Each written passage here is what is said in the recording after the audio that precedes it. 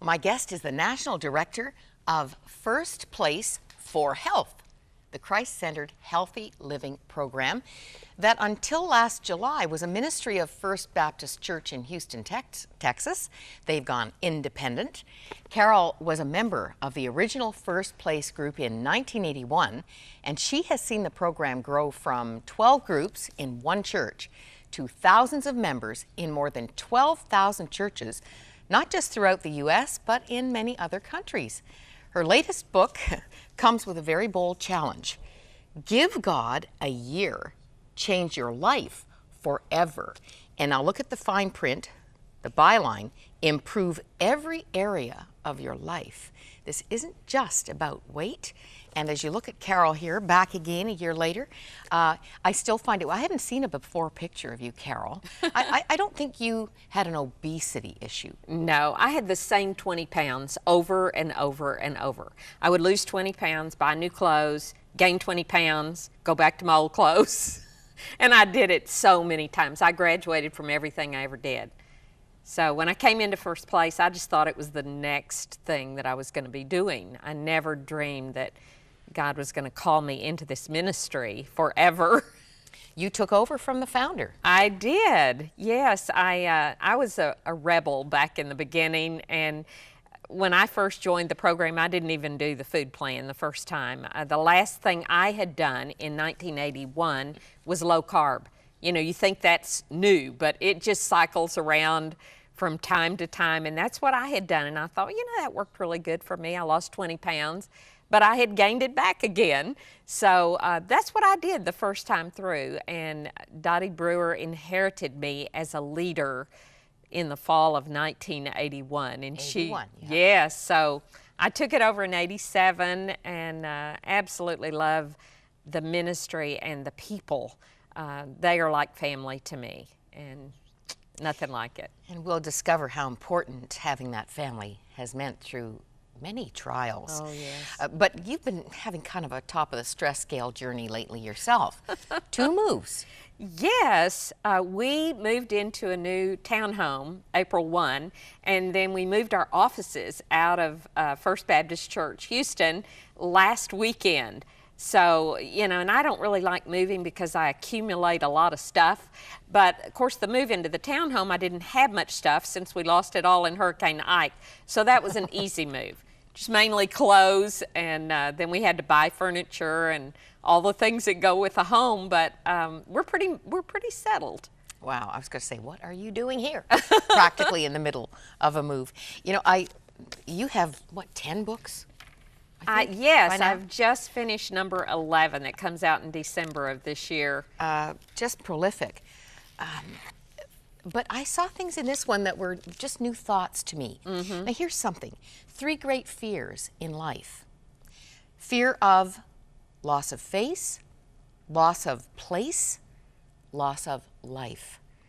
Now, is that statistically proven? Those are the things that drive our fears? Yes, and in fact, I heard it from a psychologist, and it makes a lot of sense to me, because when you think about every time that you feel threatened, it's usually one of those fears.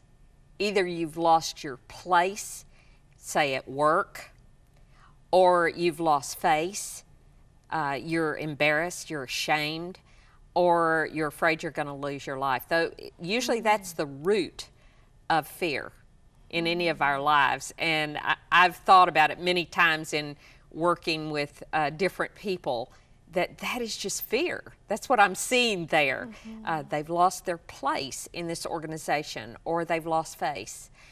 Usually be in a marriage. Oh, of Could course. Be loss of your role as someone's wife. Or... Yes, yes. And of course, loss of life usually comes through an illness, a serious illness, that fear, because, you know, if you're going to lose your life suddenly, you don't have a fear of it.